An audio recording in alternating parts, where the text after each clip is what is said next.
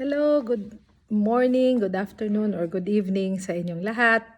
Kung naaalala niyo pa ako si Daday De Leon, dati-rate, Daday Gonzales.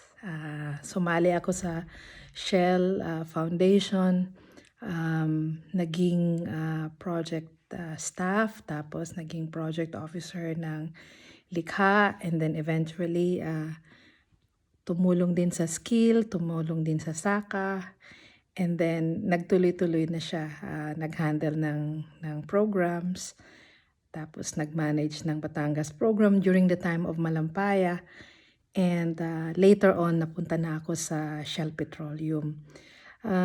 Thank you very much for allowing me to say a few words and messages during your time of reunion. Ang request, can I give daw an inspirational message? The truth is, I will probably just say thank you for everything that you have given me and what you have really inspired me with. Alam nyo, nung time na ako ay nag-start sa foundation, I was also very new in my career. Nung nag-start ako na naging project officer ninyo, I was barely 23, 24 years old.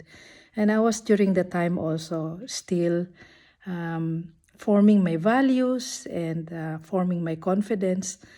And marami akong natutunan din sa inyo as I grew in my career sa Shell, because I spent 36 years in Shell. Marami akong mga nakuhang mga lessons just by remembering and by observing how you manage to succeed in your life, how you manage to persevere. In fact, nilista ko nga Ito nilista ko. Number one na natutunan ko sa inyo, kayong mga scholars, is yung inyong capacity to prove to yourself and to others that you are worthy of the help. Yung capacity to prove that you are better than what you believe. Naranasan ko din yun. Many times during my life, I was also assigned in difficult assignments. One of which I cannot still forget when I was assigned in the refinery as a communications manager. Maraming protest doon, maraming mga reklamo doon. And I have to prove to the refinery staff na as a woman manager, I can do it. Parang kayo rin, di ba? Nung nag-start pa kayo, naalala ko yung mga nag-start sa Philippine Airlines, sa PNR pa nga yung mga ISMO na nagtatrabaho sa Levi's, even yung mga nagtatrabaho sa abroad. You always had to prove yourself. And na-meet ko kayo, marami kayong mga na-meet ko in several parts in the world whenever I visit. Some of those na-meet ko sa Switzerland, may na-meet ako sa Canada. Nakikita ko how that spirit of proving the best of yourself is really yung bearing fruit, no? Pangalawa na natutunan ko sa inyo, yung having a clear belief in what you can do, what you are good at. One of the things na hindi ko makalimutan was when Christina Cahipe was the first lady welder in the Philippine Airlines. Nasa Canada na siya and visited me here sa Netherlands.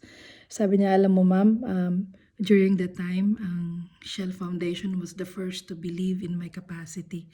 And doon ko din na-realize ko, oo nga, no, I don't sometimes realize na being the first lady welder is actually a groundbreaking achievement. Kasi nga, dati-rati puro mga male welders. Ganon din na ano ko sa sarili ko. I also learned a lot from all of you. When I was given difficult assignments, iniisip ko sa sarili ko, bakit ba ako binigyan ng ganitong assignment? And I think about you. I think about how you manage to really stick to your own thinking na there's something in you that you can show that others cannot. The third one, yung pakikipagsapalaran. Alam ko kasi hindi ko makalimutan yun marami sa mga scholars natin, they came from several provinces. tapos pumupunta ng Manila. Yung iba, first time pa sa Manila, di ba? Sabi nga, first time sa Manila, Tagaw pa. Meron yung mga ganun, ano. Alam ko, naalala ko noon Sir Benny. Minsan, sinasalubong pa kayo sa pier. And then dumadating kayo, talagang fresh from the province, walang kaalam-alam. And yet, after a few months, a few days, naalala ko yun, pumupunta kami sa Marikina Institute of Science and Technology. Marami sa inyo doon kayo nagstay. And nakikita ko after a few months, nagiging magaling na kayo, nagiging mas magaling na sa diskarte kung paano mamuhay sa ibang lugar. I also learned that. I learned that from you, and I got courage from you whenever I'm assigned. Do you know that I was also assigned, for instance, in Iraq, and it was also very difficult. I was one of the very few who would be going to the camps na naka-bulletproof pa, and iniisip ko, kaya ko rin makipagsapalaran. Naalala ko yung courage ninyo. Hiniram ko rin yung courage ninyo for me to be able to do that. I went to Brazil. Ganun din. I was dealing with some sugar farmers there kasi yung sugar cane nila was used also for biodiesel. And we were doing an audit. And I was the only woman there dun sa 13-man audit. Pero nandun yung courage pa rin sa sarili ko. Naiisip ko lagi, kung kaya ng mga scholars, kaya ko rin. And the last na talagang natutunan ko din sa inyo was the experiences that we had sa lead seminar. Hindi nyo ba naalala noon that at the end of our lead seminar, the highlight of which is a candlelight ceremony. And that ceremony where we were gathered together, medyo para sentimental, we close the lights, pagkatapos we light our candles, we actually have our circle. And towards the end, we pray. We sing and then we pray. And it just reminds me that at the end of all of the journeys that we have, it's really yung pananalig sa Diyos, no? Ganun din yung natutunan ko eh. I'm sure many of you did that as you journeyed in your lives. Marami tayong mga challenges na pagdaanan. And yet there's one important thing that keeps us going, and that is because we have faith. That is the greatest or secret weapon that we have. Ganun din, ginagawa ko din yun. Natuto din ako nung nakikita ko kayo, how you constantly pray. Iniisip ko na if I will work 100%, I will serve the Lord 200%. Kasi siya yung pinaka source ng aking faith, ng aking pag-asa, ng aking mga hope na whatever decisions I have in life, kapag inaayonan niya, nangyayari ito. So, yun lang mga dear scholars. I wish that I am with you, partying with you, singing with you, and also trading stories with you, but I'm always constantly updated by your dearest Ma'am Joyce, who's also my dearest friend.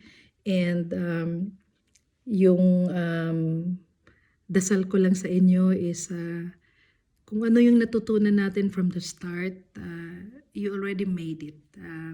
And wag natin i-measure yung success according to whether you have a position, you have material possessions, you have successes with the properties, etc. I don't think at this stage, alam na natin na ang pinaka-importante is that we have good relationships, di ba? Kaya nga may reunion tayo, and that is really very good. I really appreciate that. We have our faith in God na whatever comes, it will always be because He allows it, or He will not, which means that we have to wait and we have to just persevere. I wish you all the luck, and kung makakauwi ako next time, makakasama ko sa mga reunions, that would really be exciting.